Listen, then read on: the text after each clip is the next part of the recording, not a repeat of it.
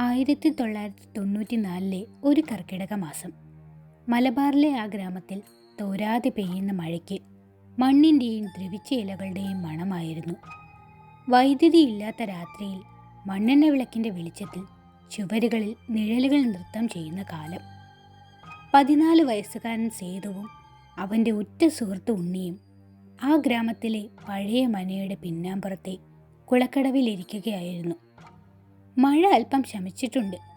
എങ്കിലും മരങ്ങളിൽ നിന്നിറ്റി വീഴുന്ന വെള്ളത്തുള്ളികൾ നിശബ്ദതയെ ഭേദിക്കുന്നുണ്ടായിരുന്നു. സേതു, നീ കേട്ടിട്ടുണ്ടോ? അത് കാണാൻ വെറും ഒരു ചെടി പോലെയാണെങ്കിലും ഒഴുക്കുള്ള വെള്ളത്തിലിട്ടാൽ അത് ഒഴുക്കിനെതിരെ നീന്തുമെന്ന് ഉണ്ണി സ്വകാര്യം പോലെ പറഞ്ഞു. സേതുവിൻ്റെ കണ്ണുകൾ ആകാംക്ഷ നിറഞ്ഞു നിന്നു.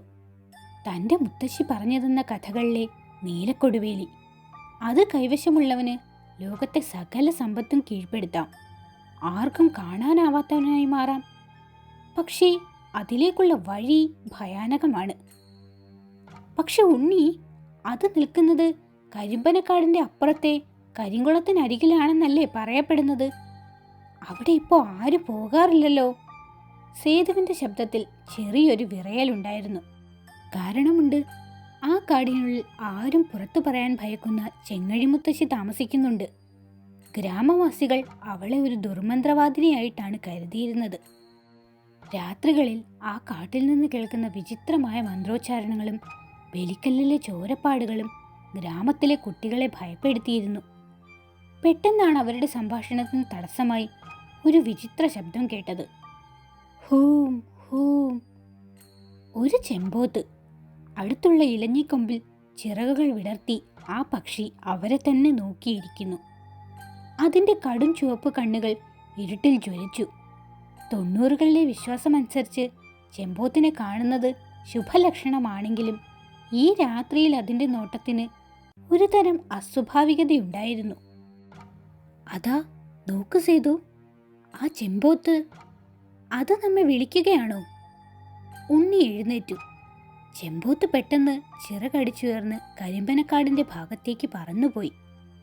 അത് പോയ ദിശയിൽ ദൂരെ കാടിനുള്ളിൽ ഒരു മങ്ങിയ നീല വെളിച്ചം മിന്നിമറയുന്നത് അവർ കണ്ടു. സാധാരണ വിളക്ക് വെളിച്ചമല്ല അത്, മറിച്ച് ഭൂമിയിൽ നിന്നുയരുന്ന ഒരു വിചിത്രമായ ആഭ. അതാണ് നീലക്കൊടുവേലി വിരിയുന്നതിൻ്റെ വെളിച്ചം, സേതു അറിയാതെ പറഞ്ഞുപോയി. ഭയവും കൗതുകവും അവരുടെ മനസ്സിനെ വലിഞ്ഞു മുറുക്കി. മുത്തശ്ശിയുടെ താക്കീതുകൾ മറന്ന് മഴ നനഞ്ഞ ഇടവഴിയിലൂടെ ആ നീല വെളിച്ചം ലക്ഷ്യമാക്കി അവർ നടക്കാൻ തുടങ്ങി. പക്ഷേ അവർക്കറിയില്ലായിരുന്നു, ആ കാടിനുള്ളിൽ അവരെ കാത്തിരുന്നത് വെറും ഒരു അത്ഭുത സസ്യം മാത്രമല്ലെന്ന്. ഇലകൾക്കിടയിലൂടെ ചെങ്ങഴിമുത്തശ്ശിയുടെ ക്രൂരമായ കണ്ണുകൾ അവരെ നിരീക്ഷിക്കുന്നുണ്ടായിരുന്നു. കാറ്റിന് പെട്ടെന്ന് തണുപ്പ് കൂടി. ദൂരെ എവിടെയോ ഒരു നായ ഓരിയിടാൻ തുടങ്ങി. സാഹസികതയുടെയും ഭീതിയുടെയും ആ രാത്രി അപ്പോഴാണ് ശരിക്കും ആരംഭിച്ചത്. മഴ ചാറ്റലായി മാറിയിട്ടുണ്ടെങ്കിലും കാറ്റിൻ്റെ തണുപ്പ് അസ്ഥികളിലേക്ക് അരിച്ചു കയറുന്നുണ്ടായിരുന്നു. സേതുവും ഉണ്ണിയും കരിമ്പനക്കാടിൻ്റെ അതിരിലെത്തി. 90കളിലെ ആ ഗ്രാമത്തിൽ രാത്രി 8 മണി കഴിഞ്ഞാൽ പിന്നെ വീടിന് പുറത്തിറങ്ങാൻ മുതിർന്നവർ പോലും ഭയപ്പെട്ടിരുന്നു. തെരുവിളക്കുകളില്ലാത്ത ആ വഴിയിൽ സേതുവിൻ്റെ കയ്യിലുണ്ടായിരുന്ന പഴയ എവറഡി ടോർച്ചിൻ്റെ മഞ്ഞ വെളിച്ചം മാത്രം തുണയായി. സേതു, നമുക്ക് തിരിച്ചാലോ? അപ്പൂപ്പൻ അറിഞ്ഞ കൊന്നുകളയും, ഉണ്ണി ശബ്ദം താഴ്ത്തി പറഞ്ഞു. നീ പേടിക്കാതെ ഉണ്ണി, നമ്മൾ ആ കുളക്കടവ് വരെ ഒന്ന് നോക്കിയിട്ട് വരാം. ആ കണ്ട നീല വെളിച്ചം എന്താണെന്ന് നമുക്കറിയണ്ടേ? സേതുവിൻ്റെ വാക്കുകളിൽ പേടിയുണ്ടായിരുന്നെങ്കിലും അതിനേക്കാൾ വലിയൊരു നിഗൂഢത അവനെ മുന്നോട്ട് നയിച്ചു. അവർ കാടിനുള്ളിലെ ചെറിയ നടപ്പാതയിലേക്ക് പ്രവേശിച്ചു. വലിയ ഇലച്ചാർത്തുകൾക്കിടയിലൂടെ ചന്ദ്രപ്രകാശം പോലും അരിച്ചിറങ്ങാത്ത ഇടം. ചുറ്റും ചീവീടുകളുടെ നിർത്താതെയുള്ള ശബ്ദം. പെട്ടെന്ന് അവരുടെ മുന്നിലൂടെ ആ ചെമ്പോത്ത് വീണ്ടും പറന്നുയർന്നു. ഇത്തവണ അത് നിശബ്ദമായിരുന്നു. അതിൻ്റെ ചിറകടിയൊച്ച പോലും കേട്ടില്ല. അത് പോയിരുന്നത് വലിയൊരു കരിമ്പനയുടെ മുകളിലാണ്. ആ പനയുടെ ചുവട്ടിൽ ഒരു പഴയ ബലിക്കല്ല് ദ്രവിച്ചു കിടപ്പുണ്ടായിരുന്നു. അങ്ങോട്ട് നോക്ക്, ഉണ്ണി വിരൽ ചൂണ്ടി. ബലിക്കലിനു ചുറ്റും പുതുതായി അറുത്ത കോഴിയുടെ തൂവലുകൾ ചിതറിക്കിടപ്പുണ്ടായിരുന്നു. മണ്ണെണ്ണ വിളക്കിന്റെ കരിപുരണ്ട ഗന്ധം അവിടെ തങ്ങി നിൽക്കുന്നുണ്ടായിരുന്നു. ആരോ അവിടെ പൂജ കഴിഞ്ഞു പോയതുപോലെ. പെട്ടെന്ന് കാടിന്റെ ആഴങ്ങളിൽ നിന്ന് ഒരു സ്ത്രീയുടെ നേർത്ത ചിരി കേട്ടു. അത് കാറ്റിന്റെ മർമ്മരം പോലെ തോന്നിക്കുമെങ്കിലും വ്യക്തമായിരുന്നു. സെറ്റപ്പല്ല ഉണ്ണി, ആരോ അവിടെ ഉണ്ട്. സേതു ടോർച്ച് അങ്ങോട്ട് തെളിയിച്ചു.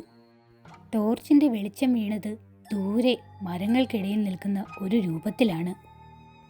വെളുത്ത മുടി അഴിഞ്ഞുലഞ്ഞ കുഴിഞ്ഞ കണ്ണുകളുള്ള ഒരു വൃദ്ധ, ചെങ്ങഴി മുത്തശ്ശി. അവൾ ഒരു മൺപാത്രത്തിൽ എന്തോ ദ്രാവകം കലക്കി കാടിന്റെ അതിരുകളിൽ തളിക്കുകയാണ്. അവൾ മന്ത്രിക്കുന്ന വാക്കുകൾ അവർക്ക് മനസ്സിലാകുന്നുണ്ടായിരുന്നില്ല. പക്ഷേ ഓരോ വാക്കിനും ചുറ്റുമുള്ള മരങ്ങൾ വിറയ്ക്കുന്നത് പോലെ അവർക്ക് തോന്നി. അവർ എന്തിനാ അവിടെ പൂജ ചെയ്യുന്നത്? ഉണ്ണി വിറയലോടെ ചോദിച്ചു. അവർ നീലക്കൊടുവേലിക്ക് കാവൽ നിൽക്കുകയാവാം. മുത്തശ്ശി പറഞ്ഞിട്ടുണ്ട്, ആ ചെടി വിരിയുന്ന രാത്രിയിൽ അത് കാക്കാൻ വനദേവതമാരും കാവൽക്കാരും ഉണ്ടാകുമെന്ന്. സേതു ഓർത്തെടുത്തു. പെട്ടെന്ന് ചെങ്ങഴി മുത്തശ്ശി തൻ്റെ മന്ത്രണം നിർത്തി. അവൾ പതുക്കെ തല തിരിച്ചു. അവളുടെ കണ്ണുകൾ ഇരുട്ടിലും ജ്വലിച്ചു. അവൾ തങ്ങൾ നിൽക്കുന്ന ദിശയിലേക്ക് നോക്കി ഒരു വിചിത്രമായ ആംഗ്യം കാണിച്ചു. പെട്ടെന്ന് കാട് മുഴുവൻ നിശബ്ദമായി. ചീവീടുകൾ പോലും പാട്ട് നിർത്തി. ഓടിക്കോ, സേതു വിളിച്ചു പറഞ്ഞു. രണ്ടുപേരും തിരിഞ്ഞു നടന്നു. പക്ഷേ അവർ വന്ന വഴി എവിടെയോ കാണാതായതുപോലെ. നടപ്പാതയ്ക്ക് പകരം വലിയ മുള്ളുചെടികളും വള്ളികളുമാണ് മുന്നിൽ. അവർ വട്ടം ചുറ്റുകയാണെന്ന് തോന്നിപ്പിച്ചു.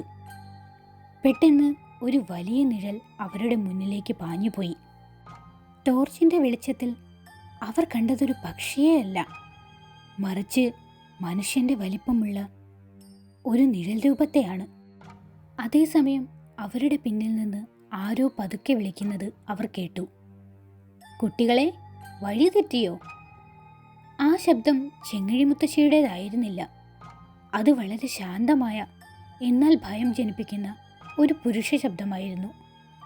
അവർ തിരിഞ്ഞു നോക്കിയപ്പോൾ കണ്ടത് കാടിന്റെ ഇരുട്ടിൽ നിന്ന് ഉയർന്നു വരുന്ന ഒരു രൂപമാണ്.